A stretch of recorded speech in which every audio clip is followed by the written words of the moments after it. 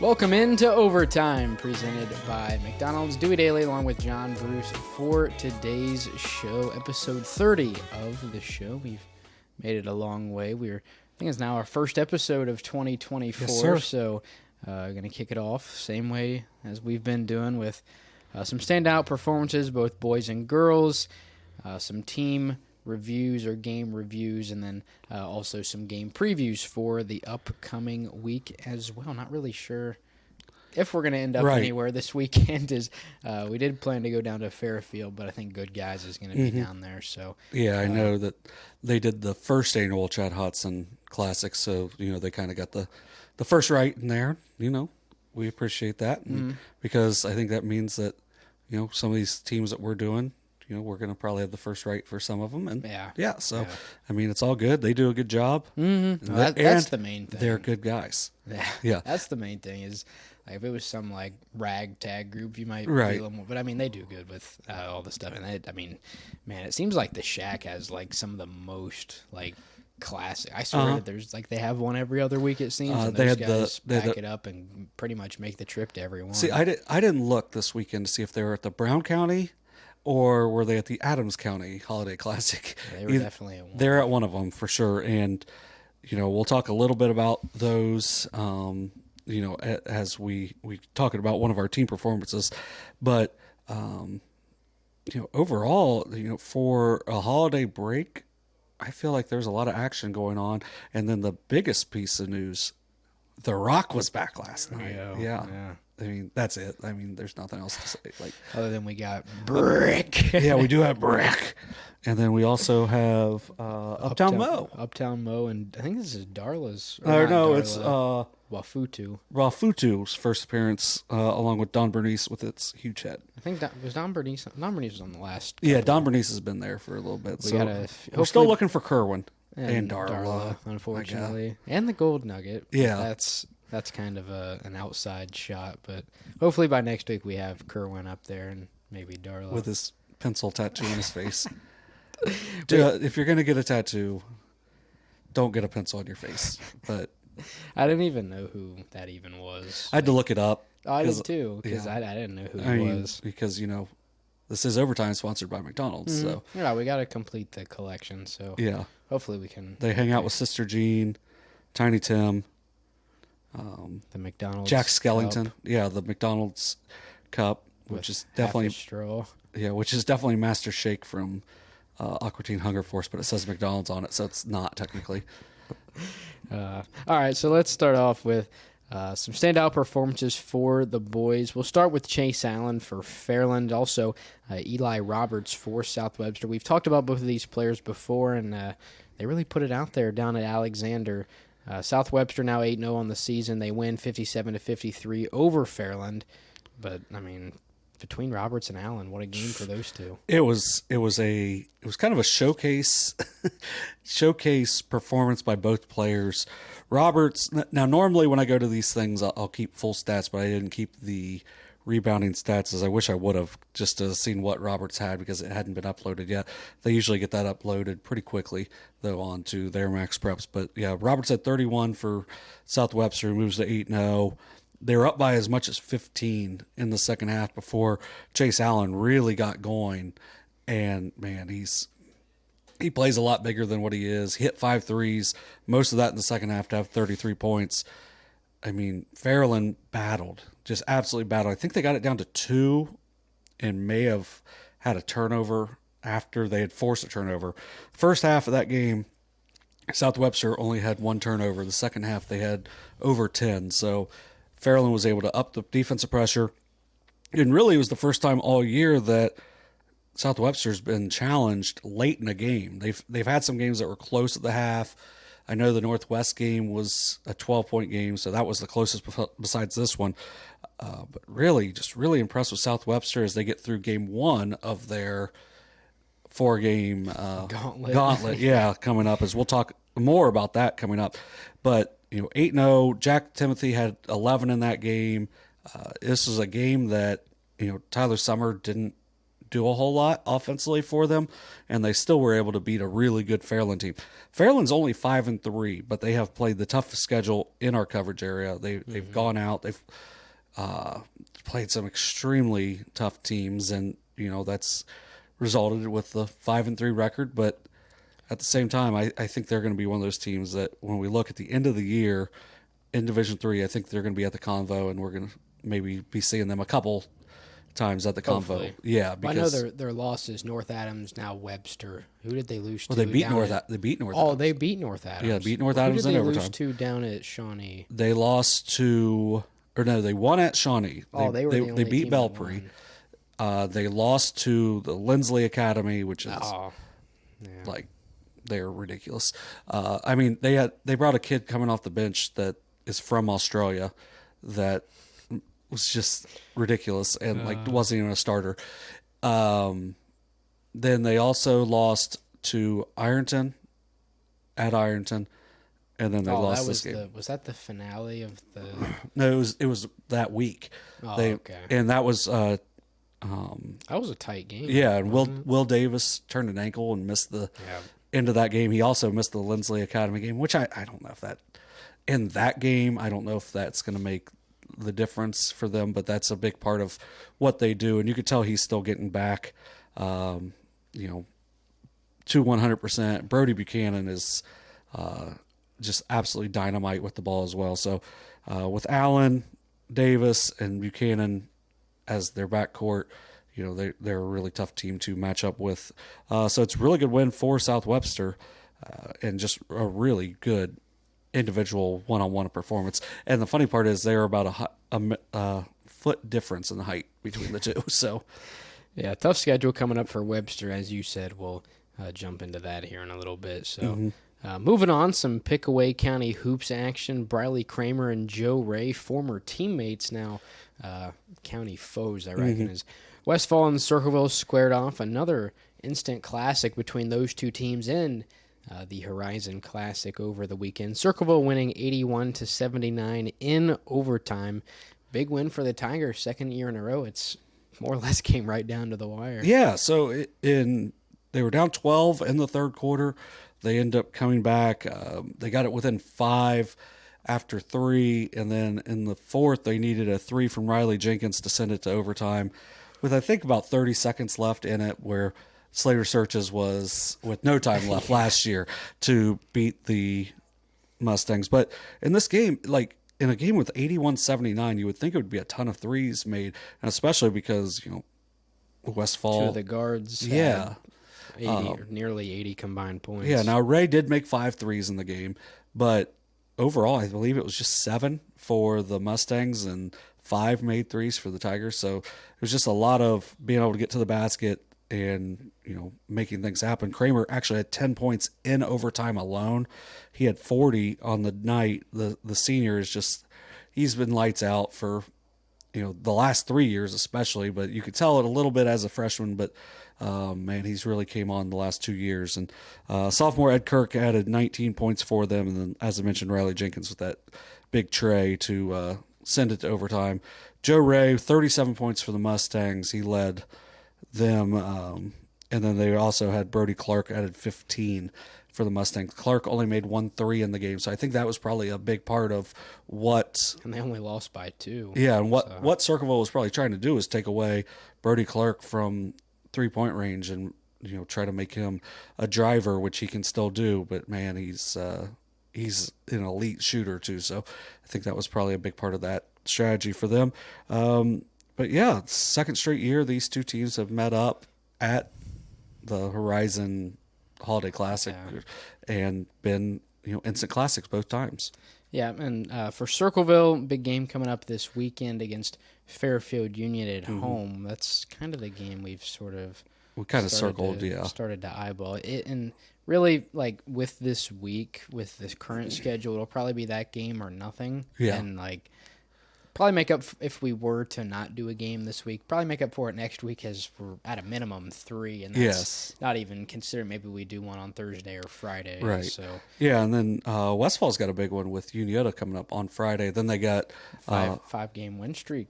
over the Shermans for them going into that one. And then that one's at Unioto, and then they have Madison Plains coming in on Saturday. Now, one kind of cool thing for Westfall was, so they came into the week 6-0, lost to Minford on, what would that have been? Wednesday. Lost to Minford on Wednesday. Then they come back on Friday, losing overtime. On Saturday, they played at 11 a.m. at Harvest Prep in their showcase event. And, 12 hours after you just lost in overtime, you got to get on the bus, go to Canal Winchester or Columbus, wherever Harvest Prep's at this point. It used to be Canal. I don't know now, but and then they play a Lakewood team, which I don't know how good Lakewood is, but they're up by 1 or 2 at the half, and they end up winning by 13. So I mean, it's a really good bounce back for them to be able to fight off, the tiredness and whatnot to go out and win that next day. And that next morning, Brody Clark had 26 for him in that game. So. Really good start to the year for Westfall, even with a couple of tough losses to some really good teams. And they will have Joe Wray for that game against Unioto, yes. Willie. So I think that's pretty big. I mean, yes. Anytime you can keep a kid around that just had 37. I know we talked about it during halftime of the Unioto Courthouse game, but do we really know which game will be his last? It would be Madison Plains, but once again, I'm like, is there? That's the halfway. Yeah, that's their halfway point with games. Yeah, so we'll, maybe there's something that makes it to where he can keep playing. I don't know, but from what I was told at the beginning of the season, it would be halfway, so it would be Madison Plains. All right, I had to get that yawn out real quick. It's all good. It happens. It's 4:00 in the afternoon. Oh, and this episode will be coming out a day later than usual, most likely, but. Considering because there weren't any games on Monday, so we're just sort of missing Tuesday stuff. And we'll still talk a little bit about some of the stuff on Tuesday, tonight. But. Yeah, that you can look back on and go, man, these dudes are dummies and whatnot. Yeah, whatever, we'll save that for later. Yes. Keegan Swope, we'll move on. Keegan Swope for the Nelsonville-York Buckeyes, big game for him in Nelsonville's 56-50 win over Waterford. Nelsonville out to a 6-4 start. Yeah, and that was a game they were losing throughout. Like for the most part, when I was there, I was really impressed with what Swope was able to do. Obviously 27 points, but he took a nasty elbow in the face in that game. Just one of those after the play, wasn't anything super dirty or anything, but it ends up being a technical. He has to come out of the game. They go in and make, 3 out of the 4 free throws on the play. Because I think Waterford ended up getting another technical afterwards. Not the head coach, but an assistant, what kind of an assistant gets a technical? But get a technical in there, so they make 3 free throws. But Waterford actually took the lead back. They're up 6 in the fourth quarter, and then Swope hit 2 very deep threes to tie it. And then after that, it felt like it was just Nelsonville's game to win as he was able to help put that game away. Like you mentioned, 27 points, 6-4 start for the Buckeyes. He's averaging 15.8 points a game as a senior.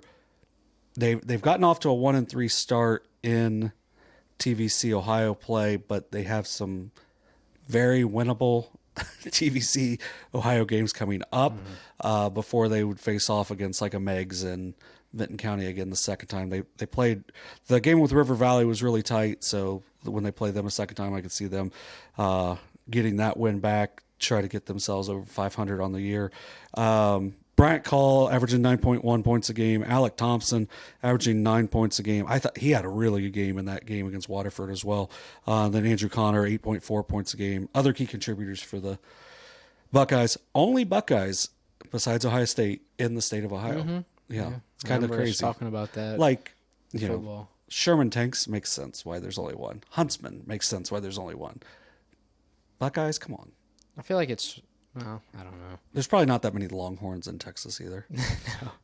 I don't know. I mean, there might be, just with how big high school football is Right. down there. There might be. Their stadiums are so big. And then this week, they got a couple chances for wins. They host Huntington on Wednesday, and then they're at Wellston on Friday. Those are both winnable games. I think, I think the Huntington matchup could be pretty good, just player for player in that, because neither one has a ton of size. I think this is a game that,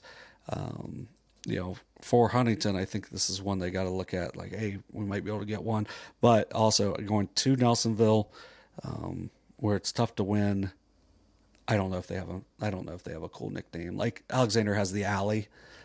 I don't know. Oh, if Alexander has a cool name for their gym, but yeah. So either way, I think Nelsonville and Huntington's one to look for on Wednesday. So I think this is going to come out on Wednesday. So this will be tonight.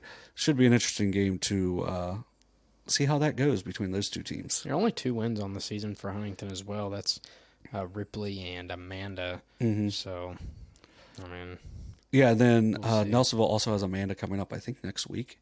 So they've done a really good job with their schedule on their non-league stuff to get themselves a chance to get wins. And like they've got, I liked what I saw out of them as, a lot of them, I'm guessing, have played football. I know some of them on like their Max Preps, it's listed as football also. And if you go to Nelsonville, you play football and you win at football too. So, it's a nice little program they got going. I think, I don't know how long Coach Gabriel, their varsity coach, has been there, but he was at Alexander before. He's a good coach. So, I think they're a team that you don't want to overlook. And speaking of Alexander, we'll wrap it up with Mason Morris. This might be the only time we talk about them. For the Spartans, had 30 points in their game against West Muskingum, their first win of the season. Did not. Oh, they didn't win? They win? did not drop it. Oh, they lost by 3. Nearly was their first win. You missed that part of it. Yeah, my bad. But, yeah, lost by 3. It was just, for Alexander, it's a team, they graduated their all-time leading scorer in Kyler DiAgostino. They've gotten off to a really... Say that again? Kyler DiAgostino. DiAgostino. Yeah, it's a good name. He had over 2,100 points. Yeah, so when you graduate someone who scored over 2,100 points, you've won a lot of games over the last decade. Alexander's a good program. They're having a tough year. They're 0-10 right now. But they have their showcase event, and then you have Mason Morris goes out and really shows out at 30 points. Almost brought them back. The place was probably rocking. Yeah, that game. yeah, because I mean they've competed pretty well this year, as they lost in overtime to Wellston. They lost by 3 to Athens, so I think they're going to have a chance to get one. But like I said, 0-10, not the best start, but for a kid like Mason Morris, it's a really memorable game.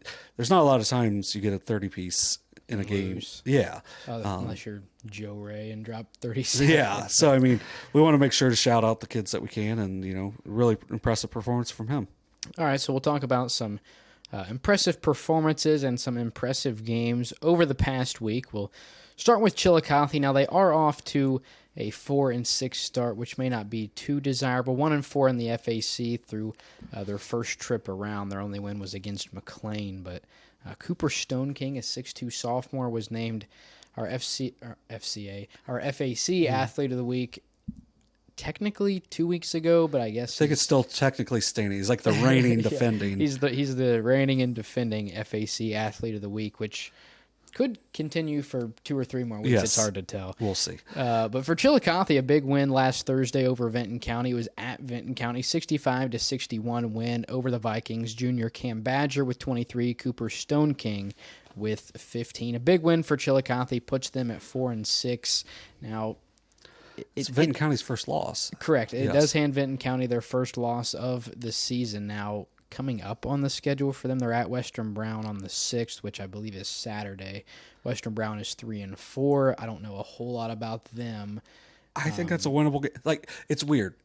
They beat Miami Trace to start the year. But I don't. Anytime you talk about the FAC, it's right. But like the FAC is very hard to get. Miami Trace the first weekend lost to Unioto. Western Brown, then Unioto. And since then, they have not lost. Like, they've just been rolling.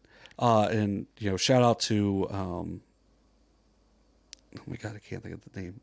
The coach. Ackley? Yeah, to Coach Ackley, hopefully getting back to health very soon for them. But they were able to win their holiday classic that they always play, like with Greenview and London. And they beat Greenview and London in close games last weekend. So they haven't lost since that opening weekend. But one of the losses was to Western Brown. I watched that game on film. I didn't look like the same team. I didn't think Miami Trace was going to win 5 games after watching that game because Western Brown did not look very good. Then Western Brown wins the Brown County Holiday Classic. And, I mean, that means they beat an Eastern Brown team that's pretty good. So, I don't know. I think that's a matchup that isn't too bad for Chillicothe, but, like, I'm just looking at all of these road games that they got coming up, and it's just crazy. Yeah, a 4-game road trip coming out into the new year, but a 5-gamer if you include the game at Vinton County. After Western Brown, it's at Miami Trace and at Washington Courthouse. On the 9th and the 12th, both of those were 13-point losses at home. So you go on the road, you can't figure it's going to get a whole lot easier. But then on the 19th, they're at McLean. They beat them by 19 in their last meeting. So, I mean, it's a tough start to the new year. Well, really, it's a tough start anytime you have to go on the road for 4 straight. But I think there's a good chance there for Chillicothe to at least go 2-2. I mean, we've said it a bunch. The FAC is it's hard to gauge who stands where. It's sort of outside of McLean going like 0-5 against everybody. Like it's just hard to see where everybody stands. And like I can't say it would surprise me if Chillicothe beat Courthouse or Miami Trace the second time around, just because that's how the FAC has been this year. I mean, we talked about how Unioto beat Miami Trace by like 14, and then they beat Washington Courthouse by 15, but then Washington Courthouse beats Unioto by whatever 7. it was. Yeah. So it's just, I don't know. Well, and the other thing for Chillicothe, they are extraordinarily young. I mean, because you mentioned Cooper Stone King, only a sophomore, Cam Badger, only a junior. I know Caden Cox is a freshman. They have another freshman that plays a good bit for them as well. So, I mean, it's just, they're a young team. Coach Beard does a good job with them. And, it's just, I think every time out, they're going to get a little bit better. I bet they wish that these games with Miami Trace and Courthouse were flipped, though. Like, they would have been okay to play those on the road the first time because you're going to get better the second half of the year. Right. So those are going to be tough, but I think it wouldn't completely shock me if they got one of them. That's what I'm saying. Like it doesn't seem likely with both of them being 13-point losses, but it's hard to tell. Yeah, and it seems like with a young team, I wouldn't have guessed that they would have beat Vinton County. Especially at Vinton absolutely. County. That was a big win for them. They had some big performances from Badger and Stone King. Anytime you hand a team their first loss of the season close to the new year, that says a lot. And we had a couple of those that happened over the weekend. I believe we had some. We'll have to see what happens when we make our way through the rest of the script. I think I remember writing that a time or two, but we'll move on. Talk about our streamed game on Saturday, Washington Courthouse and Unioto. Courthouse now with a 4-game win streak over Unioto, stretching back to the 2020 season. Blue Lions now 7-1 on the season with that lone loss to Miami Trace. Yeah, it was a really good game. I mean, especially the first half was really tight. I believe Unioto was up by 1 or 2 at the half, and then Washington seemed to take a little bit of control in the third quarter when Garrett Rickman started to get going from deep. But it was an 11-point game, and I think I mentioned, it felt like this game might be getting out of hand. And then Unioto goes on a 10-0 run. And then Garrett Rickman hits an absurd 3 to put them up by 4, and Unioto didn't get it back down below 2 again.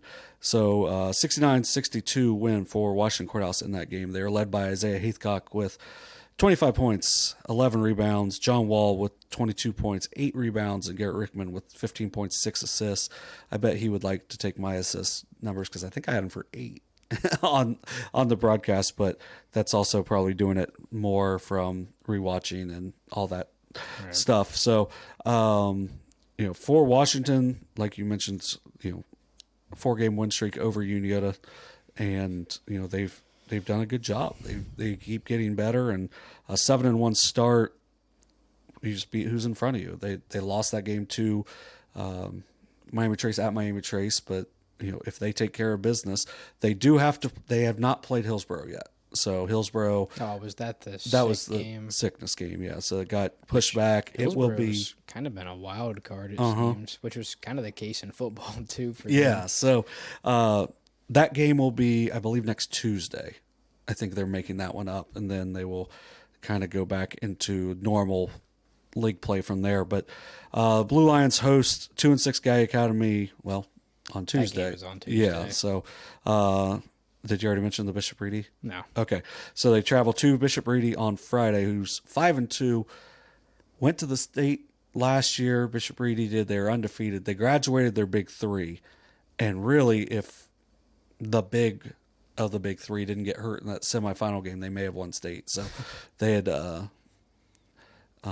Reedy's won a lot of games over the last few years. Now, not necessarily those kids that are currently playing, but they still would have had to go through practice and whatnot against those guys, and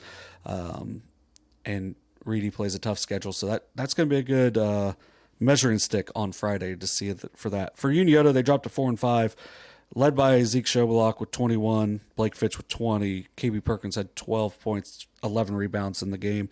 For the Shermans, they are pretty much through the super difficult part of their schedule.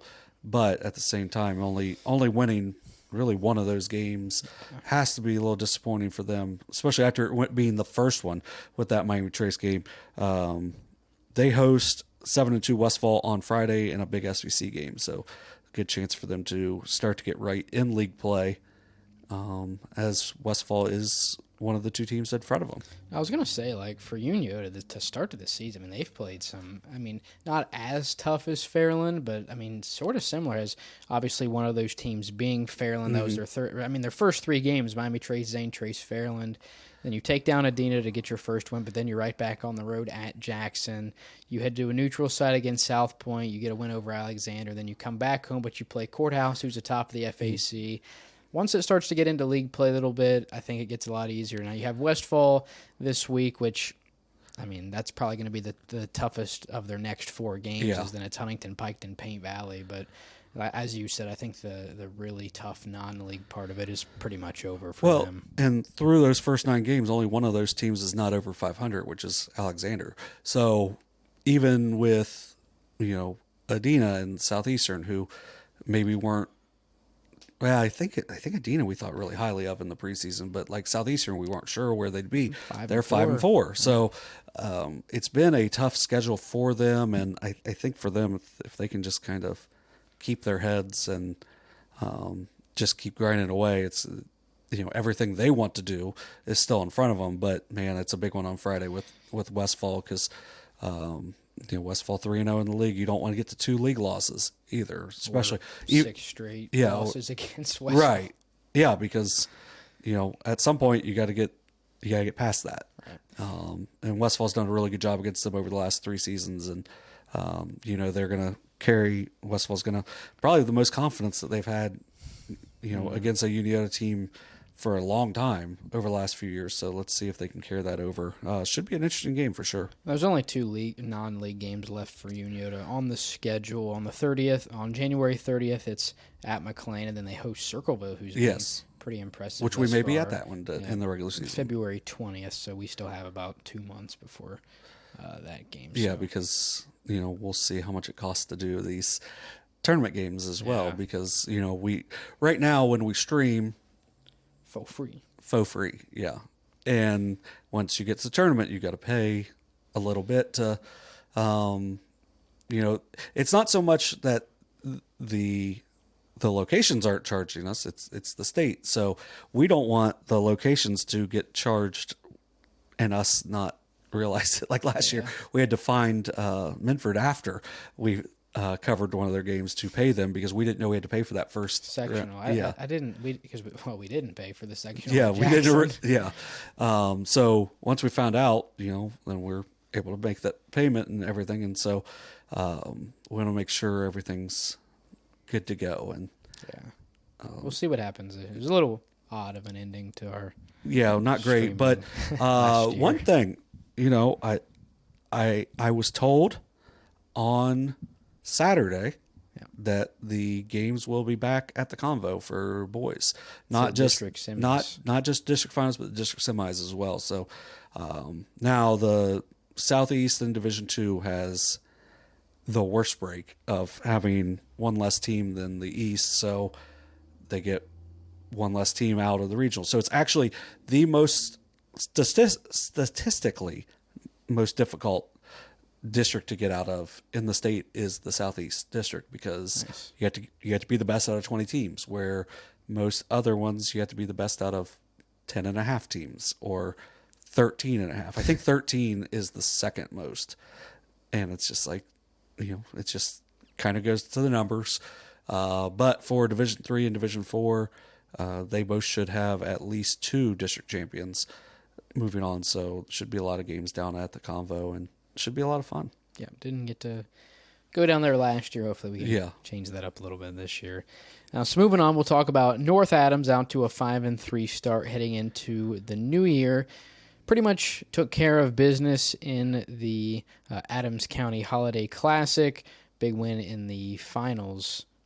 Was the Manchester game the final? That was a game, semi. Or was so the game against Peebles was, nonetheless, they went 75-31 over Manchester in the semis, and then 77-43 over Peebles in the finals. They've won 3 straight Adams County Holiday Classics.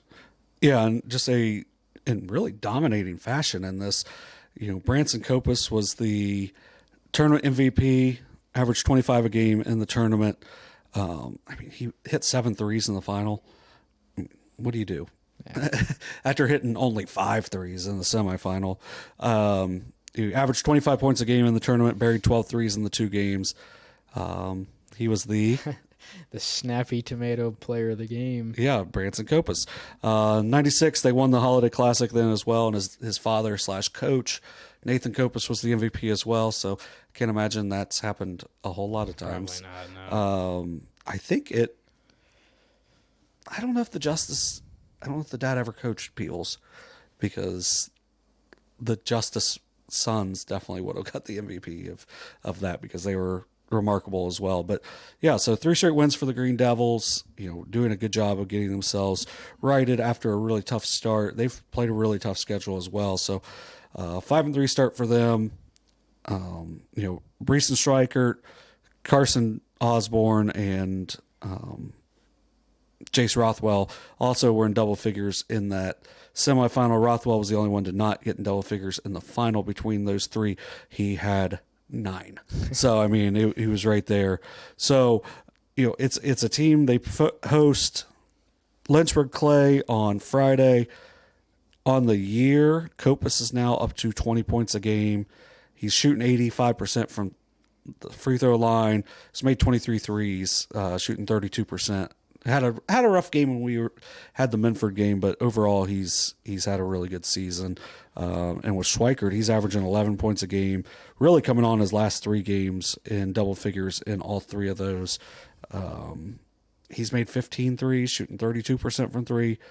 So it's a team that, they have a variety of weapons, and they are not fun to play especially if you don't have a way to slow down Copus. Right. Because once he gets going, then everyone else is just, and if you really try to slow him down, if you really, really focus in on him, Schweikert, Osborne, Rothwell can all do little things along the way and making shots. And in that championship game, Connor Young was 3 for 4 from 3 in that game as well. So it's a tough matchup for anybody in the shack. Yeah, we'll wrap up the team reviews with Adena 5-4, an undefeated week last week. They'll be in the Hodson Classic this weekend as well. Yeah, so they went 3-0 on the week, and really, when I was looking at it, I was like, okay, they're going to beat McLean. They beat McLean 50-27. New Hope at New Hope, or they were actually playing at, I almost said Circleville Bible College, but Ohio Christian University. Did you know it used to be Circleville Bible College? I did not. How much better of a name is Ohio Christian University than Circleville Bible College? Yeah, so they played that game at Ohio Christian. They win that one 67-49. They actually gave up 26 points in the first quarter of that game. and then hold New Hope to only 23 points the rest of the game. And then the Valley game I thought was a toss-up. They ended up winning that one 56-51. So a big week after they had dropped 3 straight going into Christmas, which was, lost to Unioto and St. Trace, and then they lost at the last second against Columbus West. So Jody Ader was in double figures in all 3 games, is now averaging 13.6 points a game. Got off to a little bit of a slow start to his senior year, but he averaged nearly 16 a game last year, and I think he'll end up similarly this year as well. Lucas King, 11.2 points, 8.2 rebounds a game, and Easton Hennis, 10.8 points a game, also are over, in double figures on the year. They've actually got a nice contribution from Christian Heath, who's now 7 of 13 from 3 on the season. I think you got to get him some more looks. He had a couple threes for him over Valley and then also over New Hope Christian. So it seems like he's filling in his role a little bit more. Caden Lee had a couple of nice games last week as well. So it's a lot of different weapons for them. They just have to be a little more consistent defensively. But, 27, 49, and 51 in those 3 games is, seems like they're picking up their defensive intensity a little bit. They do host Paint Valley on Friday. 1-5 Paint Valley, not off to a very good start, with a couple of nice weapons there with Carson Free and then obviously, Braylon Robertson. But then they have to face Hillsborough on Saturday night at Fairfield. That could be a really tough matchup for them. It's, with Hillsborough, they beat Jackson, nearly beat Miami Trace. With Tate Davis, they've also got a really good freshman as well. So I think that's going to be a matchup to watch for. Allegedly, our Derek Webb will be there to cover that one, so we will see. What year did Ohio Christian switch from Chillicothe Bible College? Circleville Bible College. I would say 2005. 2006. Oh, come on. 1948 to 2006. Now, from 1947 to 1948, what was it called? Okay. You'll never. I'm going to say Mid-Ohio Teachers School. The Mount of Praise Bible College. Would not have gotten that. No, never. And they were the Circleville Bible College for, 58 years? Mm-hmm. And then I think they may have won a national championship in the Christian level of schools in basketball a few years ago. I know they were in the River States, aren't they? Yeah. I think they were, I think they went NAIA, but before that they were playing in kind of what Cedarville plays in. And I know they were very good. Tony Stockman, former Clemson great. If you watched Ohio State when he was at Ohio State, you probably wouldn't say former Ohio State great, but he played at Ohio State for a couple of years. He was involved in the play Matt Sylvester beating Illinois to snap their undefeated season. They have, so how like colleges usually have the notable alumni thing? Yeah. They don't have much, but they do have one. I'm assuming this is a woman. Oh, no, it's definitely a dude. I guess Jaron is his nickname, but his name is Ronald Crane. He is in the Idaho House of Representatives. Let's go. So we see you producing Idaho Congressman. Yeah. All right, so we'll move on to some game previews coming up this week. We'll start with the finale of the gauntlet of South Webster's really tough 4-game schedule. Is Tuesday they host Vinton County, and then Friday they host Wheelersburg. For Vinton County, we're undefeated. They do fall to Chillicothe, which, although they're still 7-1, I think that might drop their stock a little bit, just because you lose to a team that's under 500. 3-6 coming into it. Right, and then for Wheelersburg, they just took down Wheelersburg 6-1. Just handed a really good Portsmouth team their first loss of the season, so I think their stock, and it was like a 17-point win for Wheelersburg over Portsmouth, so that kind of brings their stock up a little bit. Now for South Webster, they also had a big win over Fairland, 57-53, right before the break. Webster also has a big game next Tuesday at Minford, which we will be there for that. But in terms of these 2 games, I think Webster probably wins just with what they have, I think, convincingly over Vinton County. It's still going to be a tough matchup, but I'm excited for this Wheelersburg game. I think Wheelersburg is sort of flown under the radar a little bit. I think that went over. Now, they were like 6 or they were 5. Who was their one loss to? Did they lose down? Oh, they lost down at and it was Shawnee. a great game. So Wheelersburg sitting at 6 when they were 5-1, I think they were kind of flying under the radar a little bit. But I think the win over Portsmouth in the manner that they did it has sort of that has brought them a little bit higher up for me. Yeah. So for me with South Webster, I've been like I've gotten to see them 3 times in person, and each time Eli Roberts impresses me a little bit more and more. And then you have Jack Timothy, who's averaging 10 points plus off the bench. And then on Saturday, Dylan Schubert put up 8, and he hadn't really done a lot of scoring when I've watched them. So, seeing that, along with Christian White, who runs the show for him, does a really good job. Owen Malt finally, he was warming up again, so I think he'll be back soon. So he could be back to help them, and that just give them more backcourt depth.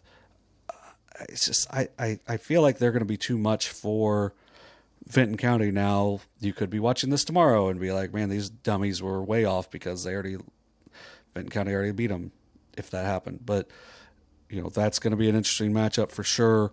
I think this Wheelersburg one I think is really going to be interesting because Wheelersburg is not very big, at all. We were sort of I think it was last week we were kind of talking about how they're sort of not built to really go against a team that has a lot of big guys like South Webster does.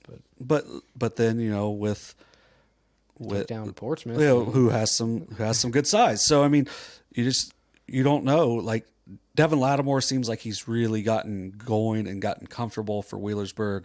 I think that's going to be a tough matchup South Webster in a sense, but I think Eli Roberts is a very tough matchup as well. So that's when you mentioned people who playing against people that they went to school with. Yeah, that's a lot from South Webster that were at Wheelersburg at one point. So who from Webster was it? Summer, I believe Owen Malt was, and Don't tell me Eli Roberts. No, Robert. That is a huge loss for Wheelersburg. No, Roberts his dad was the Division I college basketball national scoring leader when he played at Morehead State, and he's from South Webster. Yeah, gosh, and I didn't know that. Yeah, that would be a nice little snippet of info to throw in on the stream. Yeah, so he's kind of South Webster royalty in that way. So, but yeah, Eli Roberts is going to be a really tough matchup for Wheelersburg. I think they're going to try to be physical with him if they can, but I feel like Roberts he's adjusted his mentality so much at this point to where it's not going to bother him at all. And I think still he's 6'7", but he's still not like he doesn't play like. I think because he shoots threes too. Yeah, he can go inside out. He's not the most physical player, so I think you could try to be more physical with him, maybe around the basket, but at the same time, like, if you do that, you got to make sure you box him immediately because he's so big, long. He's a quick leaper, and he's going to be able to get the offensive rebound if he does miss, which is not very often. So I think your physicality, you have to try to be physical in a smart way with him. I do like what Wheelersburg has. I don't know if they have enough to win this game, but with Landon McGraw as a sophomore, the quarterback, Rucker, another sophomore, they've got some really nice young pieces, and I think it's definitely going to be an interesting matchup, especially at South Webster. So the good thing is, I think it might be under Bloom Vernon on YouTube. They stream some stuff. Local schools. So both those games will be streamed on there. I want to make a bold prediction. I think South Webster drops one of these games because I think both of these are trap games for next week against Minford. I mean, I don't know a whole lot about Webster. The only time I've actually seen them play was on the My Town stream against whoever they played. I don't remember. Was it they played Raceland, Kentucky. So I can't speak a whole lot about them, but I just see both of these as about the worst, especially Wheelersburg. Like, that is a terrible trap game to play ahead of your... Well, and then this is, something I'll throw out there. These are all four of these teams are super well coached too.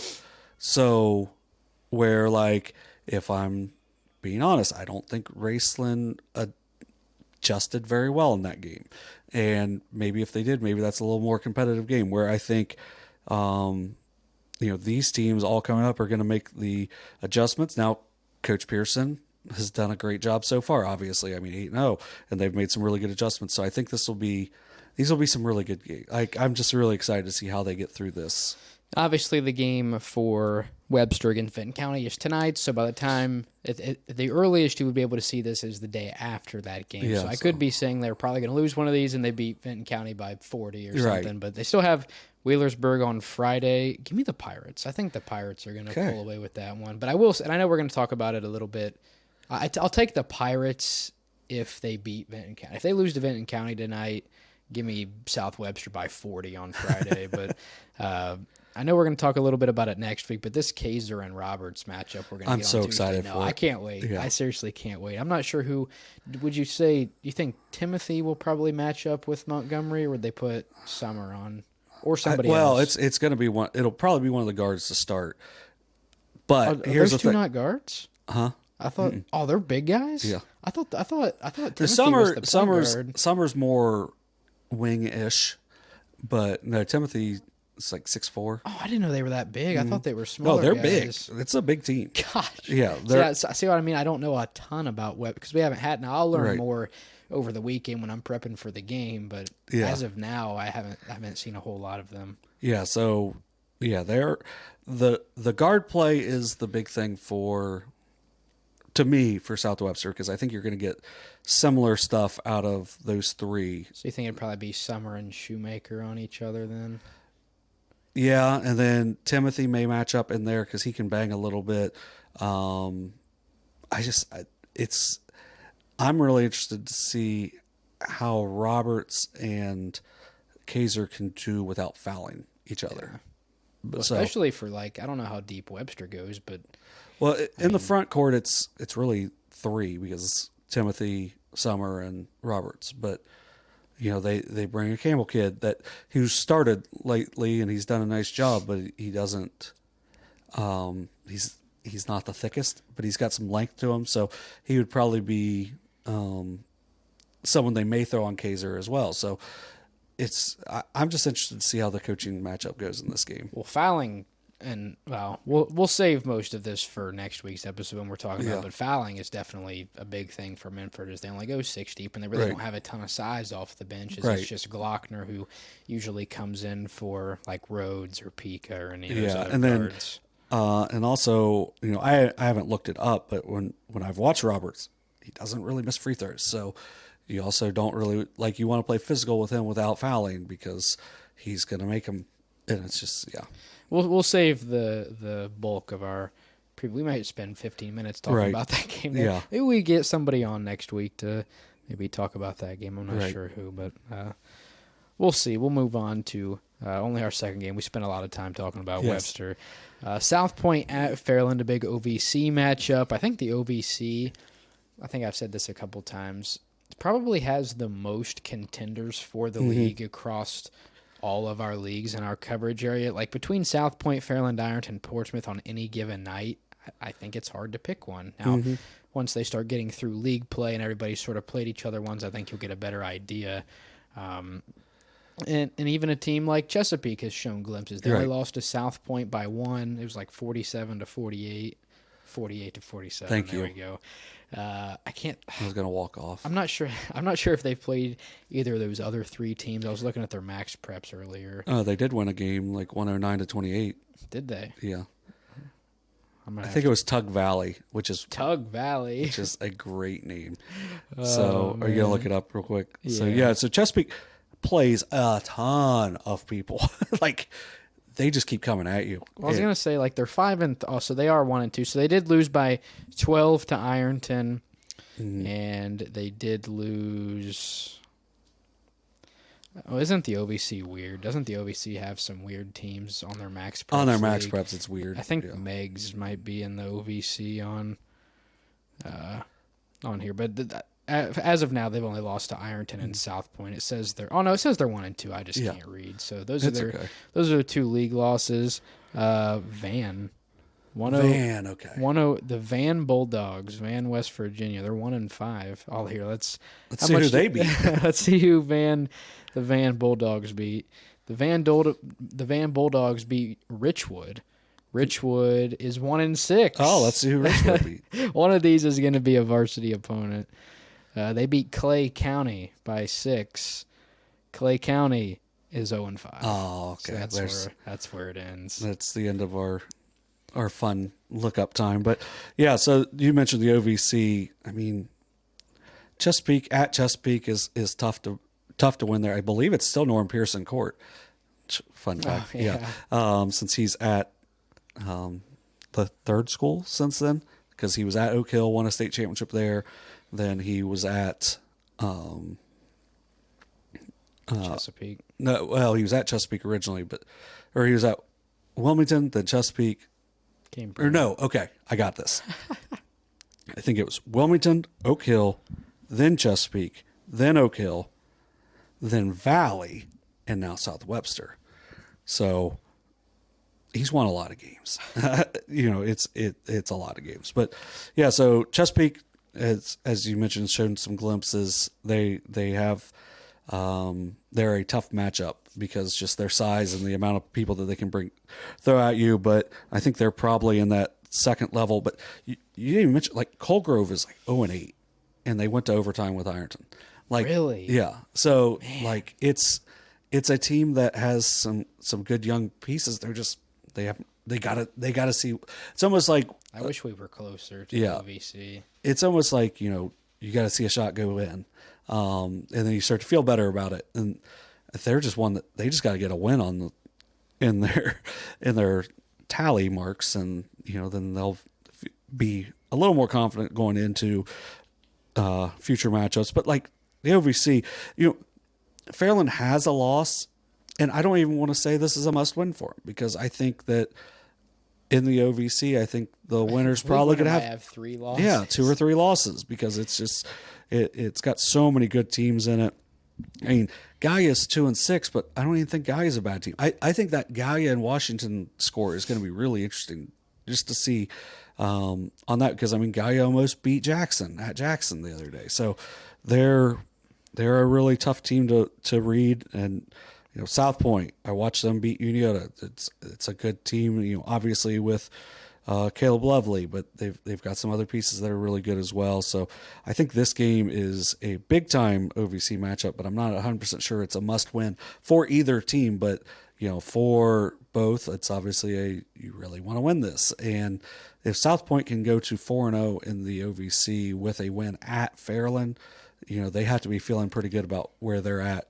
And I do think they have the best player, because I think it's Caleb Lovely. But then you mentioned Chase Allen, Brody Buchanan, Will Davis might be the next 3. I was going to say, hopefully, are all those players juniors or lower?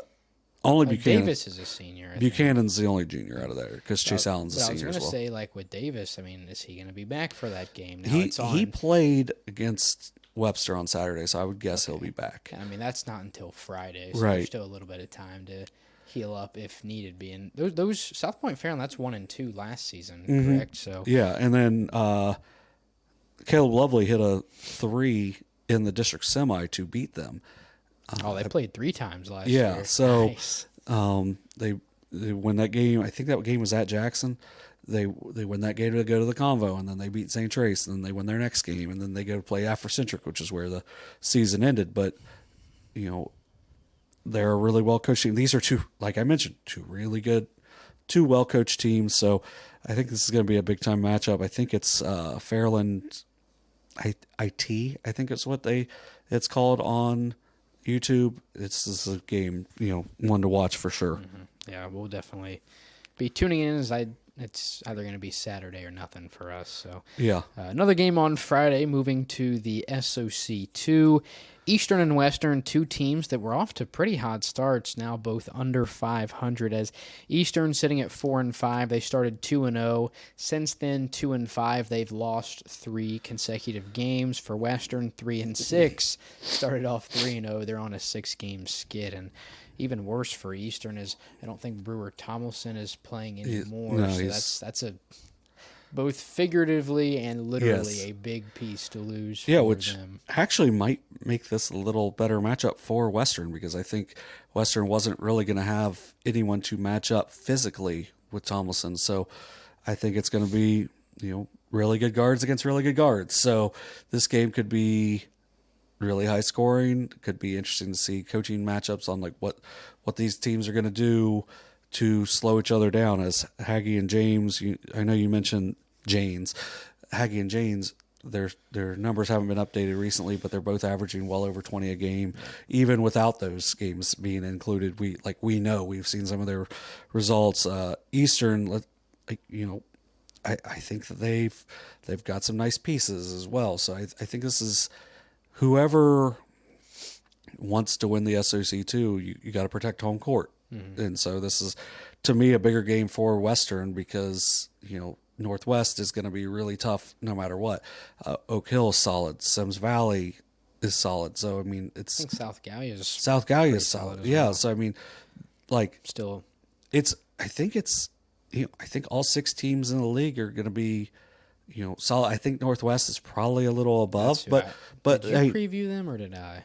I did. I took Northwest. Good. Yeah. That's who I would have chosen as well. Yeah. So, and then we saw Northwest play at Waverly, and there were some flaws there that maybe we didn't expect. So, maybe they are a little bit more beatable, but at the same time, you got to protect home court. So I think this is a big time game, especially in Pike County. Should be a big crowd there over in Latham on Friday night. Not at Easter, next to the washing machine Yes. cemetery. Yeah. Yes. One of my favorite additions. I love that so much. So coming up on Saturday, we have a handful of games, and this is not a cartoon handful. This is about 2 handfuls of games. As we'll start with our first game. This is sort of the one we're looking at, but we started looking at it about an hour ago. Yes. So I'd say it's probably 35-65, the chances of us being there or not. We'll see. It's Fairfield Union at Circleville.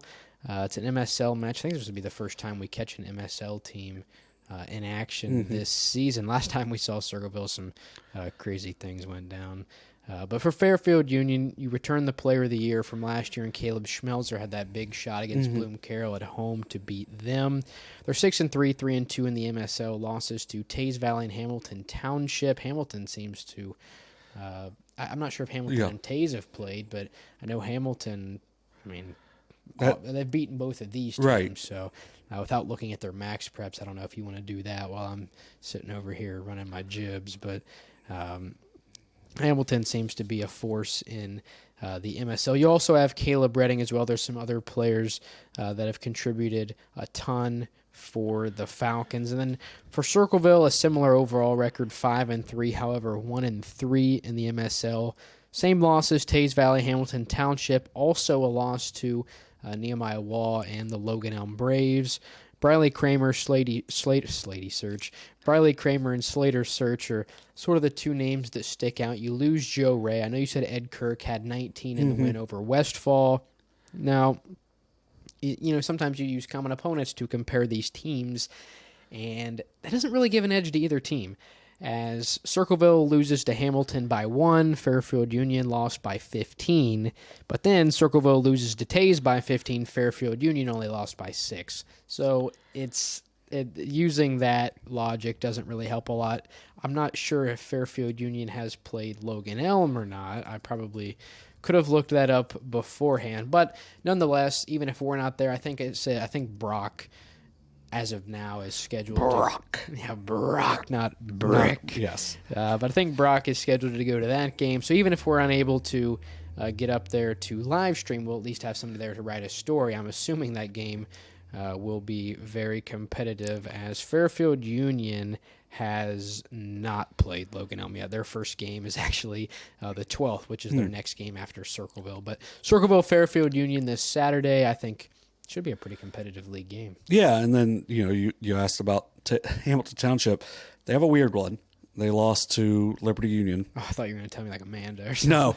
No, Liberty Union's 2-3 in the MSL, but I think that just shows how good the MSL is. MSL's a mess too. It's hard, man. So like Hamilton's 3-1, but they haven't played Tays yet. I mean, yeah, it's just, and I don't know if either's played Bloom. So yeah, Bloom, man. Bloom, Tays, Hamilton, Circleville. I mean, like right now, Circleville's in 7th, and they're 5-3 overall. So the league leader right now in the MSL has at least one loss. No, Tays is still undefeated. Yeah, they're 6-2 overall, but they're 4-0 in the league, but they've only outscored their league opponents by 22 points. So I mean, like those are close games. It's been tight. Yeah. Yeah, like Bloom, I don't know what happened when Bloom played. Well, actually, I do know that when Bloom played Logan Elm, but like, was it bad? Oh yeah, it was real bad. But like, it just didn't make sense compared to the rest of the games. None of them, because almost all of these are close, and then Bloom beats Logan Elm by like 40. So I don't know. It's just I hope we didn't have a whole lot of luck last time we were up at Circleville. I think there's potential there. Yeah, as the gym is named the Horizon Gymnasium. I really like the gym too. So it's a sweet gym, and then the little like crow's nest or whatever the bird's nest that they have on the home side. Well, would that be the home crows? side? Yeah. But I'm saying, is it on the home side? Because it's opposite of the scores table, but it seemed like that side was bigger. Yeah, I think that's the home side. Because usually they put the scores table. The side that the crow's nest is, because the logo was facing us, I think. So, I mean, it's a great setup. I mean, it would have been a lot easier if we had a camera guy that night, but you did. He just was also trying to call the game. If we had a third guy with our crew, but yeah, that was a mess overall. Besides the streaming struggles, that was one of my favorite games. It's a great venue. Just hope we can get back up there. Yeah, maybe have a little more luck with internet this time. Yes, that's a big thing. Now I'll run down Bloom real quick.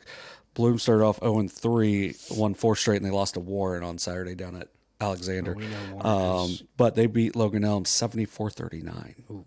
Yeah. Who did? Fairfield Union? No, Bloom. Oh, Bloom. But they lost to Tays and Fairfield Union to start. So they're good. They have a 6'8" sophomore. Bloom does, yeah. God. Yeah, so they're probably who Redding was on, I would assume. Unless there's somebody bigger than Redding. Well, Schmelzer might be, lengthwise. 6'8"? Schmelzer's big. They're both big. Schmelzer's not 6'8". No, but he's Redding. I know, but Redding's taller than Schmelzer, isn't he? I think they're both 6'5". God, I didn't know Schmelzer was that big. He didn't look that big in that video. He's not as thick. He's more lengthy. Yeah. So, yeah, but moving on, also on Saturday. Wow. You got the Chad Hodson Classic. Handful. Yeah, Chad Hodson Classic down at Fairfield. Just kind of do a quick rundown here of the games. And as we mentioned, Good Guys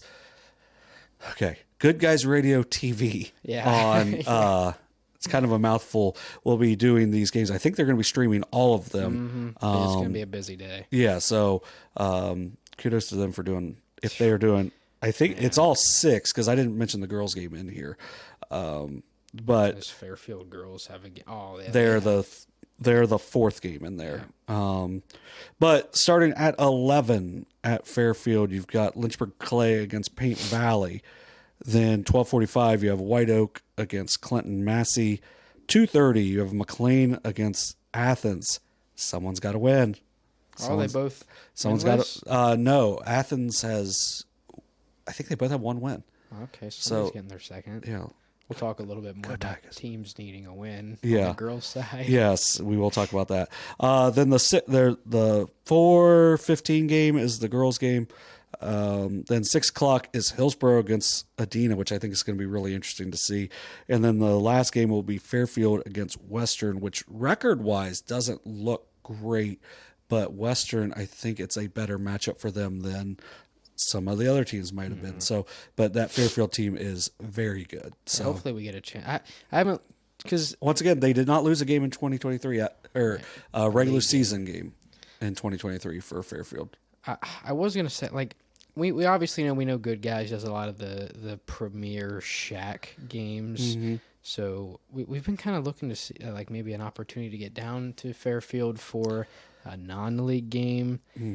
Just looking at their schedule now, they host Southeastern. They host North Adams. Probably wouldn't be able to do that. They are at Hillsboro on the 30th, and they also host Miami Trace on February 6th. So. Yeah, those are February 6th. Well, and if Hillsborough keeps rolling like they have been, then that might I haven't been to Hillsborough yet. I will say they have one of the most comically large logos on their gym floor. Have you been there? I've seen it on Huddle Cam. So big. It's crazy how big that gym is. You are so far away from the floor as a fan. It's such a big gym. So we might have to look. Well, here's the problem: is so we can't. Well, the other game on February 6th that we have is Ironton at Portsmouth. Okay. But, I mean, I feel like there are so many good games happening at Portsmouth Boys this year, we could probably sub that out. Right. On the 30th is Taze Valley at Fairfield Union, which I think we kind of, that was like our main chance to get to Fairfield Union. But we'll figure it out. We'll figure out a time to see the Lions. I've never been to Hillsborough before. I've been there for baseball. I've never been there for basketball. And it was such okay, so my brother, I don't know if I ever told you this, had really bad shoulder issues, and it started at Hillsborough. It was you get prepared for this, the regional final game. Yeah, they played the regional final at Hillsborough. And it was nice. It was that field, the same field where you would have played in high school. And we played one. Well, I played. They had a wood bat tournament there my junior year. Yeah, and it's kind of run down at this point, but it was pretty nice for a while. And then the next year, so that was his sophomore year, and then his junior year when they won the regional was at VA Memorial Stadium. Nice. Yeah, home of the 2022 and 2023 and 2022 prospect, and 2019 and 2020. Man, the paints are just really Paints are a wagon, bud. Roll paints. Yeah, roll paints for show. Hopefully one of them that helps us with this stuff is watching. I'm sure our own Kenneth Hay, who is a paints employee. Did he get his ring? Did he ever say? I don't know if he got his ring. I know Adrian Salamone got his ring. Our boy Adrian. Yeah, I think if we talked wrestling that wasn't professional wrestling, I think maybe he would probably watch, because he was 100 wins in his high school career. Adrian was, which I mean, seriously, that's so many. It's so many. And he won a couple in college too at Wilmington. There's two, wasn't it? Yeah. We won't say the rest of that, but yeah. I mean, hey, a win's a win, bud. All right, so enough of that. I was just trying to burn some time while I changed up our schedules. We're definitely going to Fairfield on the 6th now if we can. Yeah. We'll talk about some girls' standout performances. We'll start with Macy Etienne, who dropped 25 against Paint Valley, just 40 points away from becoming the second 1,000-point scorer on this Lynchburg-Clay team. Yeah, she's not saying career scorer. It's the second one of this class, and then the third one is coming up. Yeah. So, Etienne, 25 points, I believe that's her season high in that win over Paint Valley. She's averaging 11.6 points a game for the 7-3 Mustangs, who I believe are still sitting in a tie with North Adams at the top of the shack right now. Let me pull up the Shaction schedule. That's what they should have done. It should have been the Shaction. What do you mean? The website name should have just been the Shaction. Well, I'm telling you, I think we might be the first ones to ever. Yeah, they are actually. They are. Now, I don't know if it's technically. I think they're technically 5-1 in league play, 7-3 overall after that win over Paint Valley. So, Addison West averaging 15.4 points a game. I believe she'll be coming up on that 1,000 points probably in January, maybe early February. That's insane. Yeah, and I then might add. Jade Massey already got there. She's averaging 13.6 points a game. They only play one game this week. They host Manchester on Thursday, which should be, no offense to the Greyhounds, but probably will be a win for the Mustangs. And then let's look ahead a little bit. They've got at Eastern next week, and then at Western Brown. I think Western Brown's still solid. So then they get at Ripley, believe it or not. Then they're at South Webster on the 20th. McLean, White Oak at home, Clinton Massey at home. And then So they had a game with North Adams at home. January 29th, North Adams at Lynchburg-Clay. And I would love to do that game because we But haven't been to Lynchburg. I'm sure good guys are going to. You know that because that's probably the best. Well, I know Peebles now is technically 2-1 against North Adams. Yeah, on then the season. they've got Peebles to end the season.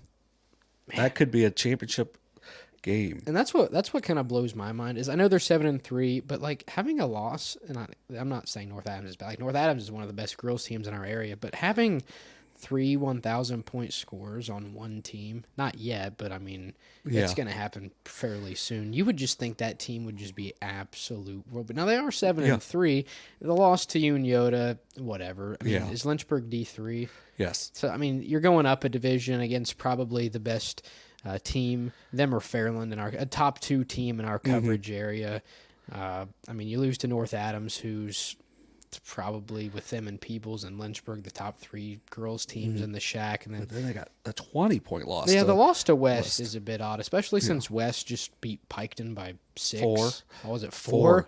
Yeah, so and we're trailing most of the game. Yeah, so that one was a little odd with Portsmouth West, but that was the first game of the season. I mean, we're going back to November for that one, so I think you can kind of erase that one. And I mean, the losses to Peebles and North Adams. I mean, you lose to Peebles by 5, and then you lose to North Adams by 7. So I mean, those can go either way. They beat Peebles by 5. Oh, they beat Peebles by 5. Yeah. So it's kind of funny. Like, I'm so confused by the shack schedule because, like, they played, like, North Adams and Peebles played twice within, like, 2 weeks. Peebles and Lynchburg play the first league game and the last league game. Like, well, and also just throwing out there that Peebles and North Adams played 3 times in the month of December, which I know that's partially because of the county tournament, but still, it's pretty insane.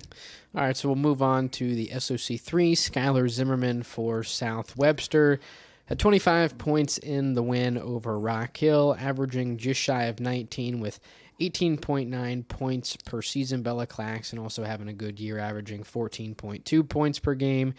Jeeps heading to Wheelersburg on Thursday. That'll be their first league match in the SOC3. Yeah, so Zimmerman's having a really nice season so far. It's, as you mentioned, 18.9 points a game, and she's averaging almost 5 steals a game as well. So it's just these athletes that really just know how to win, and they're doing so in basketball as well. As I believe it's 8-2 as their start, and it's we're gonna try to get down and see them. When is that? Next week or the week after? That is on January 15th, so I think that is the week after next. Yeah. So wait. Yeah. Yes. We're gonna try to get down there to West.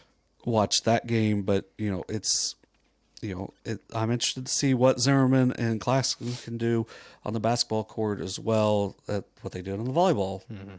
Is it the floor or the court? Court, yeah. So then obviously with Addison Claxon as well, another solid contributor for the Jeeps, which once again, the best mascot.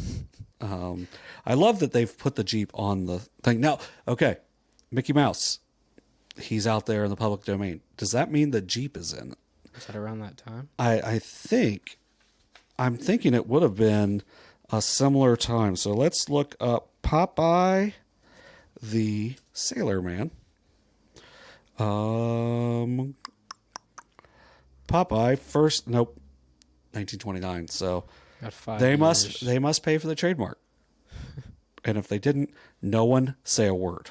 because I know one of The those Jeep is not going anywhere. you better not. So All I want is a Jeep bobblehead to throw on the table. God, that would make this table just go from.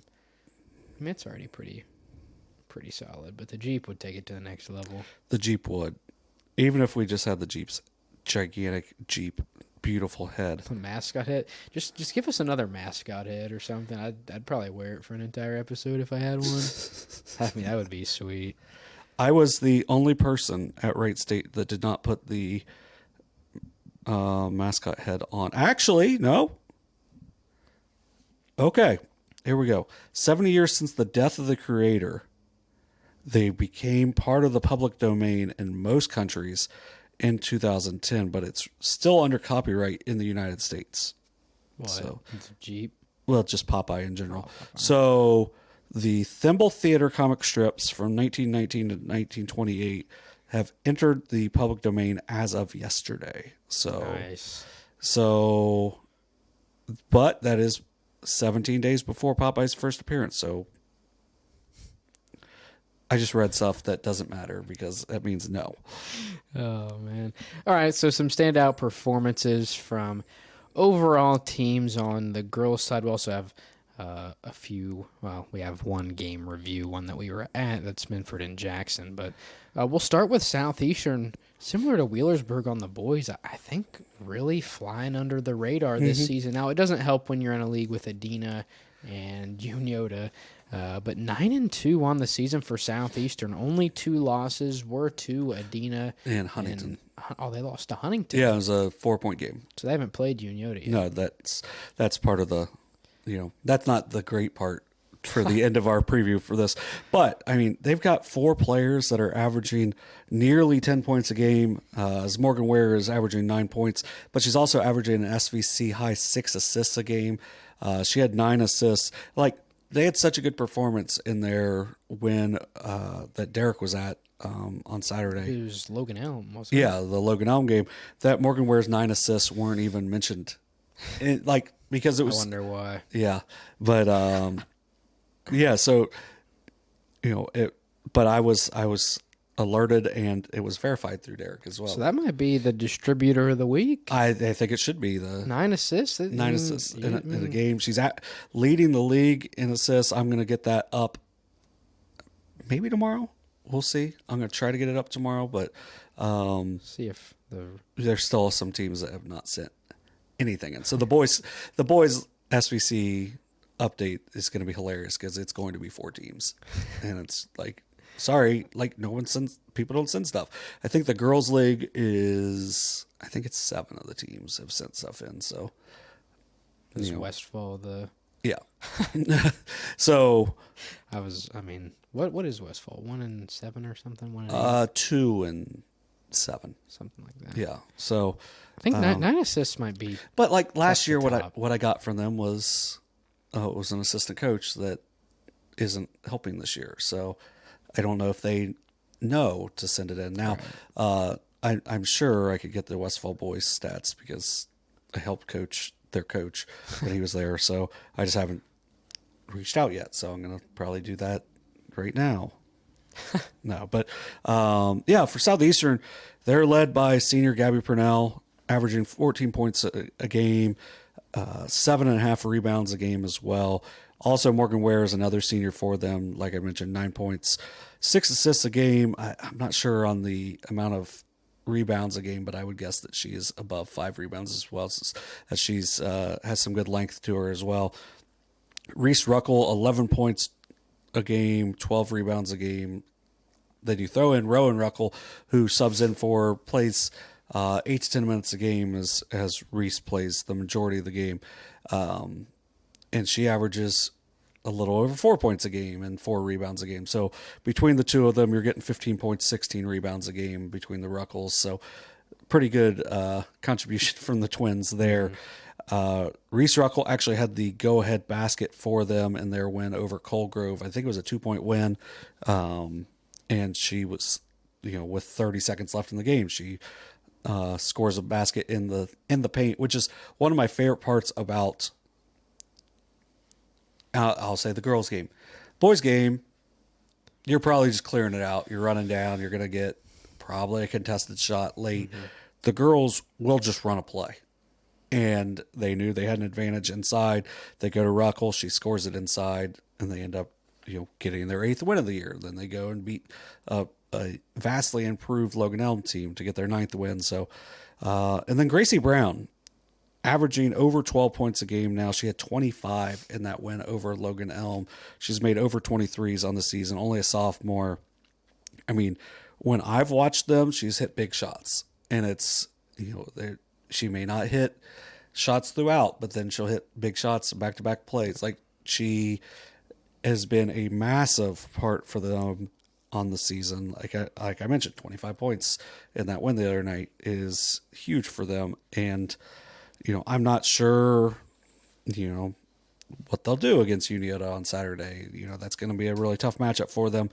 But overall, it's been a very positive season for the Panthers. I think I would have thought they were probably maybe around the 3-4 spot in the SVC coming into the league, but not what they've done in the non-league as well. So I've been really impressed with them so far. So want to give them a shout out, while we can. And, that's part of the thing we're trying to do with this is we're trying to talk about as many teams as possible. But on the girls' side, we're not getting a lot of information. So that's where one of our previews coming up will be just talking about who the teams played, because we don't know for sure. And hopefully when we get out and are able to see these teams in person, that we can get a little more information.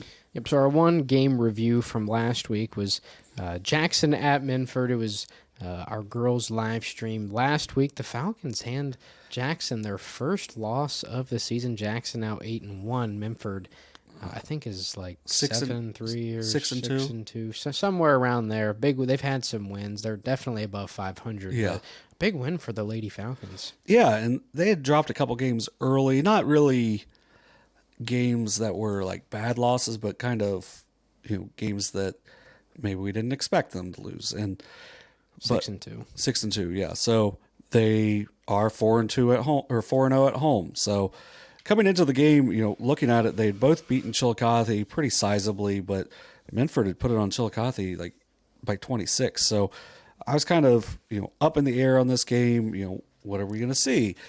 And, Minford did a great job of slowing down Jackson's TJ Carpenter, who had just scored her 1,000th point in the previous game, and they held her to 7 in the game. And actually, in the game, I had her for 7 points, 9 rebounds. In the game, she had her 500th career rebound as well. So, heck of a career so far for her. But Minford, they don't care. Like, they don't care who they're going to play. They're going to try to slow you down. They're going to try to make you play in the half court. It's probably not going to be the prettiest game, but if you like basketball, you're going to like watching them play, because they are going to make you play hard every possession to get any baskets. So where Jackson comes in with, 3 big scorers, they get kind of held down in the game. So I think they averaging 55.5 points a game. They only score 35 in the game. So, Maddie Walburn led them with 14 in the game, but most of those came on 3 straight possessions. Yeah, where she hit 3 threes in a row. Kenzie Davis had 8 points for them, 7 points for TJ Carpenter, 6 for Sydney Carpenter, and then that was it. Really did a good job of slowing down the Iron Ladies and taking a late lead, and were able to hold on to it through the free throw line. And I was really impressed. Lexi Conkle got going early. She had 8 points early, finishes with 11. Lindsey Williams with 12 points, 6 rebounds, and the game had a really big block on a 1 jump shot in that second half.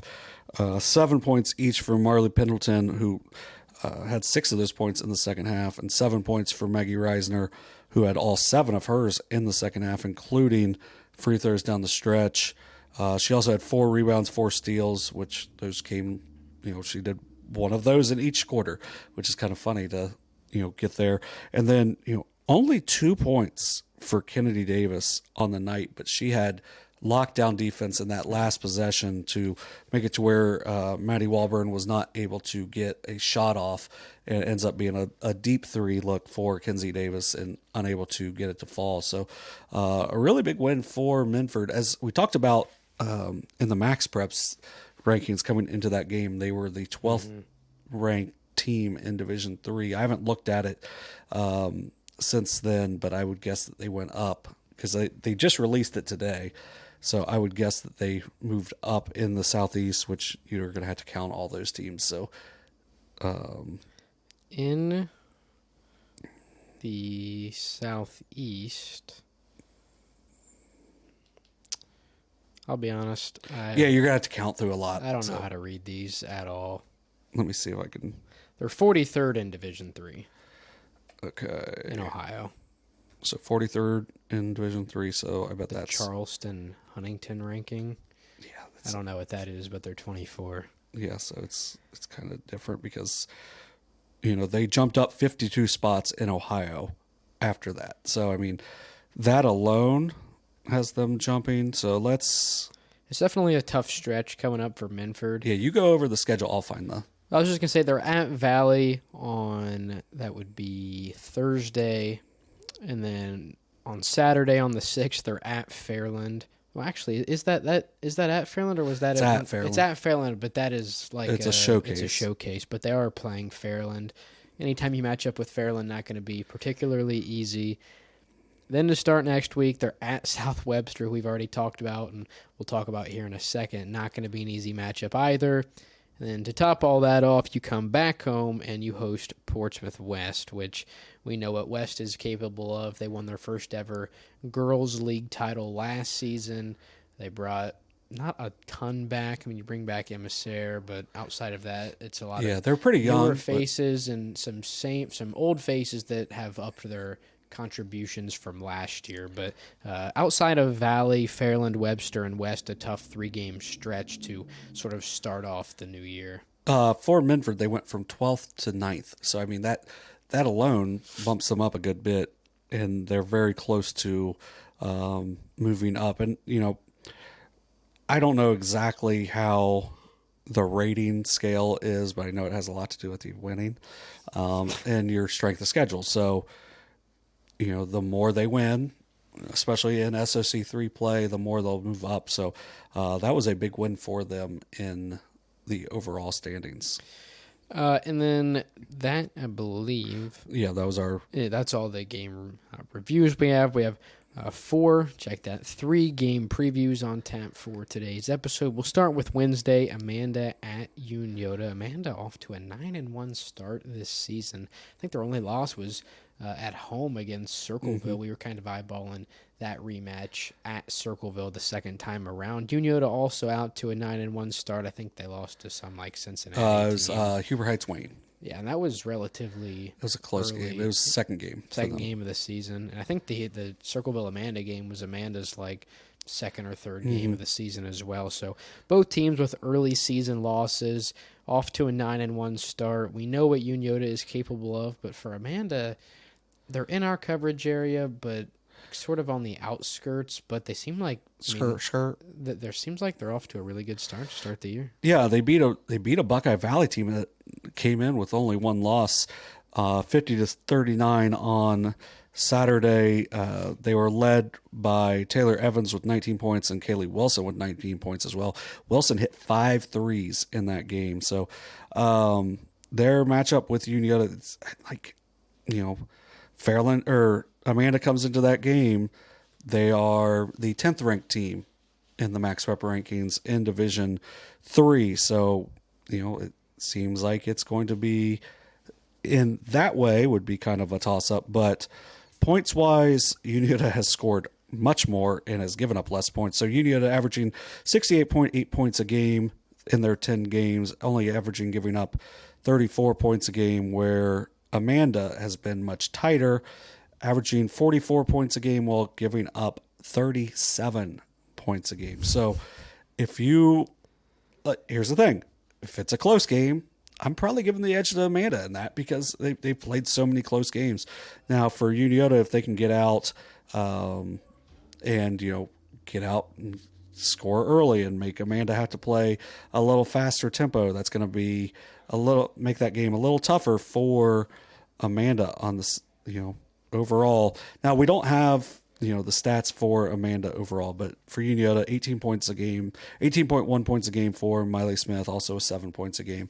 They also have Amaris Betts and Maya Hamilton averaging over 10 points a game. But, I think this is going to be a testing game, kind of, a measuring stick game for Amanda, because, right now, ranked 10th in the division. I think that would put them third in the Central, which is, a really good spot to be. But a game like this could, impact that greatly if they win this. For Unioto, this would be you're playing a team that is ranked above you. Yeah, this would be a good win for them to get. Actually, Amanda would be ranked first right now in the Central if they win. Well, right now they ranked first. Oh, they are in the Central in Division 3. So, a win here would pretty much solidify them being that 1 seed. So, now it'd be great for them, as Afrocentric is 4 spots below them. So, so it's going to be a tough game for Amanda, but this would be a big win points wise for either team. And we'll talk about South Webster at Wheelersburg. We've talked a lot about South Webster, both boys and girls, this episode. So we'll talk about a big matchup coming up this week. They actually both Chiefs play Wheelersburg this week. Just I think it's a day apart. I think the boys game was on Friday. Yeah, and they're different locations. So they okay. So I think that might be a way for them to how the league is the first year for the league. So let's see, is that how they're going to do it? Like, hey, girls, you play the day before, but at the opposite venue. Yeah, so that way you can kind of share revenue in a way. And an equal, you get it sort of at equal time instead of it being at the same place in January and then same place in February whenever they play the other time. So we don't really need to talk a ton about South Webster. We've already touched on them a little bit. Skylar Zimmerman, Bella Claxon, Addison Claxon. There's some others that I'm leaving off, but they're off to an 8-2 start. Great year so far for them. Now, Wheelersburg, we don't know anything about Wheelersburg besides their record. Wheelersburg is a bit tricky. They're 4-2. Now, the only problem with being 4-2, well, there's really no problems with it, but the problem of looking at them as a 4-2 team is that the combined records of the teams they've beaten is 7-32. So they beat Oak Hill, who's 0-8. They beat Eastern, who's 1-8. Now they beat Courthouse, who's 6-6, and then you beat Western, who is 0-10. So 6 of those wins are from Washington Courthouse, who is having a pretty good year in comparison to what they've had. I'm not sure if they've had 6 wins in over the course of the entire year, the last few years.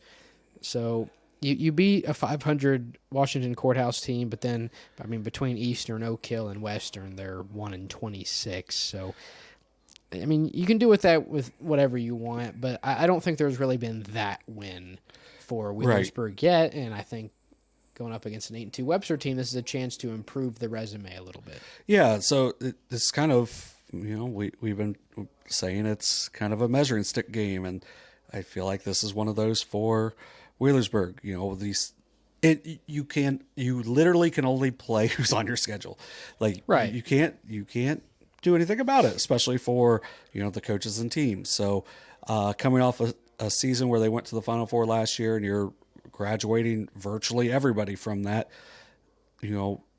we kind of want to see where Wheelersburg is, and we haven't truly got a chance to do so. What I've been told was they're going to play super hard, and with Coach Spradlin, they're going to be well coached, and it's going to be a team that they've won a lot of games growing up. Then probably the best team they've played so far is Ashland Blazer, and it was not close.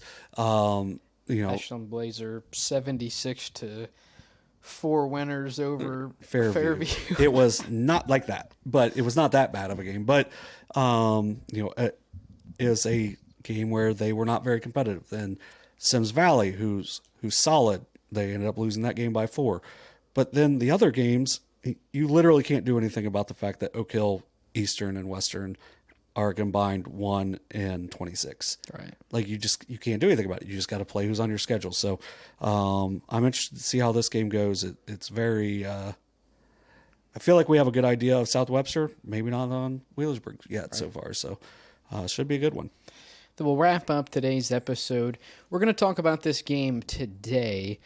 Now, technically next week, but our next week's episode won't come out until Tuesday. And we usually just kind of skip over the Monday games and then talk about them the following week. But we feel like we can't skip this one. Yeah, felt like this game was a little bit too important to miss. It's probably one of I would say it's probably the most anticipated girls game in our area for the regular season. It's Fairland at Portsmouth. Both teams. Fairland sort of running the table last year. I haven't looked at it yet. I will before that we stream, but they've won a pretty fair amount of OVC games in a row. We know what each team is capable of. We know for Portsmouth, obviously, Sienna Allen, Daisha Reed. I can't remember the center's name. Cantrell. I mean, they're loaded as well. They have more than 6 players this year. They have that was a big thing last year. They have a great head coach who has experience playing at the Division I level, so you know they're very well coached. I mean, John Buchanan does a good job for Fairland. They've won back-to-back. Well, at least I know they've won back-to-back district titles. I'm not sure if it's been 3 in a row, but I mean, I know they won one in D3 2 years ago. They win one and go to the Final Four in Division II last year.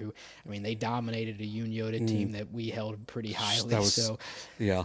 I mean, and obviously you lose Tommy Hinkle. You still have Bailey Russell, Bree Allen. You have Barnett's, Kylie Bruce. So they're loaded as well. Especially for me, this was my most anticipated girls game coming into this year. Yeah, this is the biggest game of the year. And, Portsmouth does have a loss, but they lost to a really good Pikeville, Kentucky team that most teams in our area would lose to. Other than that, they've went out, they've scheduled better opponents this year. They beat a really, really good Fort Fry team by 4, down at Shawnee State. So they've taken care of who's on their schedule in front of them. Fairland has been absolutely putting it on people. Like they played a Marietta team that I think some people, not me, thought was going to be a close game, and it was not close. They beat them by 40. So this is the measuring stick of all measuring sticks for Portsmouth. It's at home. It's a game that they're young kids. Obviously, you have Sienna Arnold. Allen. There you go. Who's Sienna Arnold? I feel like that's somebody. I have no that's somebody idea. that we've talked about in a different sport. But Sienna Allen, is one of the top 5 players in the state as a sophomore. Daisha Reed is. What was that preseason thing? It's like She Hoops. Yeah, She Hoops. I think had her like 3rd. Something like that. Yeah. So, and then Addison Godby maybe isn't one of those players that's ranked, is a matchup nightmare. Like we talked to Coach Beard with Unioto the other day, just kind of about Fairland, and like Godby is just she's such a tough matchup for everybody. And that's, she may be not even their highest recruited sophomore. Yeah. So, because you got Bailey Russell, you got Isa Taliaferro, and that's, I might have said it right. If I said it right, I'm Taliaferro. I think it's like Talia and then like Fero. Yeah. Taliaferro or something like that. And that's without mentioning Bree Allen and Cameron Barnett's. They don't go very deep. Fairland doesn't, but Portsmouth doesn't really either. So I think this is a game that is a must watch, and for your benefit, we'll be there. Yeah. So it will be a game that we will be streaming next Monday from Portsmouth. So I just feel like I think Fairland comes into this game as the favorite. Yeah. I feel like anytime you win at the minimum 2 seasons worth of OVC games in a row, you kind of have to be the favorite going in. Yeah, so Fairland's going to be the favorite. I don't even necessarily know how close this game is going to be, but I think this is going to be, you're going to see some really talented players some really well-coached teams that want to get up and down, and it's going to be played at a high level. It should just be a really fun game to watch no matter what. And if we're lucky, it's going to be a really good game. Even if we're not lucky, I think it's going to have some really talented players on the court. And I think both of these teams have high aspirations, and those aspirations are to be playing in March in Dayton. And I think both teams have the talent level to do so. And the funny thing is, for Portsmouth, everybody's back. So if they don't make it to the Final Four this year, well, you got another year. Yeah. Then you'll drop a couple of really talented players with Reed and Cantrell after that, but you're still going to have Allen. You're still going to have these really good freshmen coming. And it's just, this should be. That's the one thing that kind of sucks about Fairland being D2 now is there's no possibility of them potentially matching up in the district round. But yeah, I mean, the fact that we get to see them twice, and obviously we had to get there for this one, is we're not going to make the trip down to Fairland. Well, yeah, because I think they still stream all their stuff, and it should just be, Fairland in 9 games has given up 291 points. What's that per game? Not much. Let me do the old mathematician work on the e-phone. Yeah, 32.3 points a game, where probably Portsmouth is giving up 33.4 points. Okay. Yeah, so Fairland is scoring. Tell you what, give me the Trojans. Give me the Trojans. I'm not even counting it an upset. I would count that as an upset. Really? Yeah. So I'm gonna take Fairland. So, what's the line? Is the line like Fairland like? I would say 9.5. 7.5. I was gonna say. Okay, well if it's 9.5, I'll say 9.5. Well, give me Portsmouth to cover that. Okay. Yeah, because last year the games were not close. I know, but I don't know. I think you can play more freely with more than one person on the bench. Yeah, that's true. And it sounded like. I know Fairland shot the lights out against them last year. And at this point of the season, they have not shot the ball as well as they did at times last year. Well, I just don't feel like Portsmouth is, and I haven't seen them this year, but just from watching them last year, I don't think Portsmouth is the kind of team you can just run circles around. I feel like they're a lot more athletic and a lot more, like I know we were talking about how Fairland just does a lot of rebound, chuck it up court and go on the other end for a layup. I don't know if you can do that against Portsmouth, and you definitely can't do it as well as you would have been able to do last year, because I know in close games, like I guarantee you after that Portsmouth West game, they were gassed. Yeah. I mean, what is it, 8 minutes? So, I mean, you're playing 32 straight minutes, and it sounded like the group, and they don't have stats on Max Prep, so we can't check, but it sounded like the group of 8th graders they had coming up were like fairly solid as well. Legit, so it's not like you were just getting warm bodies. I mean, you're getting contributors. I watched them against Fort Fry, and Fort Fry is going to grind you to death. And it was 32-28. They're going to grind you. But those young kids made really good adjustments for Portsmouth to that style. And for the most part, I mean, Cantrell didn't play very much in that game because it just wasn't a game that the matchup was really good for her. So they were playing a lot of those young kids, and I mean, they beat, like I mentioned, that Fort Fry team's really good. Yeah, I'm definitely going to have to call down there to get a roster, because this Max Preps is not good. There's not one name on here that I think is still on the roster. So let me see. Okay, so far we're at no. I didn't see one. There's not. Yeah, I didn't think so.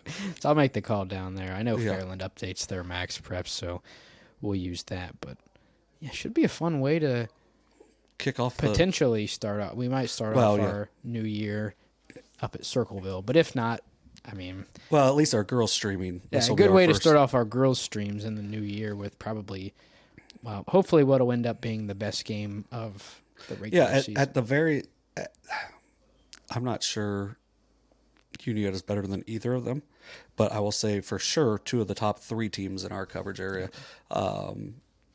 Because these are, you got a team that made it to the D finals with 6 players, and probably given what they were leading by, probably should have won. Right. But And really, got in some foul trouble in that game. And, might have finished with 3. For sure 4. I Yeah. think it was 4, but it may have been 3. I don't Yeah. know. So, that should be a raucous crowd as well. So, I was talking to their athletic director. In a lot of games, they fold up the bleachers on the mezzanine. He said they're probably going to have them out because I think you're going to have a lot more people there that aren't just Fairland people and aren't just Portsmouth people. Yes. You're going to have a lot of, wouldn't surprise me if P. Floyd isn't at that game. So a lot of people that just like girls basketball and are interested in, as you mentioned, seeing a game between probably 2 of the top 3 teams at least in our area. Maybe the top 2 teams Right, in our area. yeah. So I'm excited. I think that'll be a fun game to be at. But it should be a fun one for sure. For sure. Yeah. All right. Well, I think that's about all we have, unless you have anything funny. We're still looking for Kerwin and Darla, and Yeah, we're looking potentially for the Gold Nug. Yeah, Kerwin and Darla. I know our boy Ricky Shifko's got all 6. No way. They've got all 6. They don't have the gold yet. So Did he put that on Twitter or something? it was on my TikTok. He commented on it. Yeah. Is he like, we got them all? Yeah, it said we're just looking for the gold one.